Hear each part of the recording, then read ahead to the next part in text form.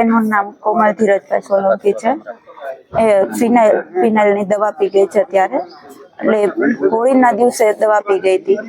તો એના માટે પછી અમને ફોન આવ્યો હતો પોલીસ વાળા, મને ઘરે રહ્યા હતા કે તમારી છોકરી આવી રીતે ડૂબ થઈ ગઈ છે. કેતન ભુવાજી છે ને, કેતન સાગઠિયા, એના હિસાબે આ બધું કરેલું છે.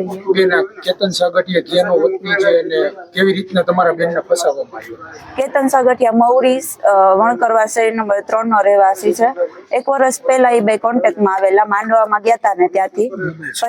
પછી એને મારા એવી રીતે એને ફસાવી કે તારા પપ્પા વહેલી તકે ગુજરી જશે, કોકે એની સાથે મેલી વિદ્યા કરેલી છે, તો તારે એને કઢાવવું પડશે બધું. તો એના કારણે એ અમારા ઘરે 2-3 વાર આવ્યો હતો દાણા જોવા.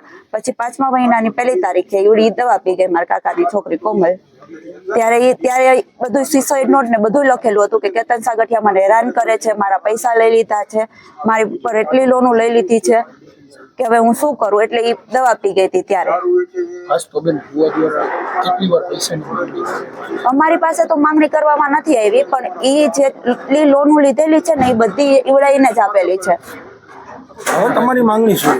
હવે મારી માંગણી એ જ છે કે બસ અમને ન્યાય મળવો જોઈએ અને બીજા કોઈની દીકરીઓ આવી રીતે ન ફસાવી જોઈએ.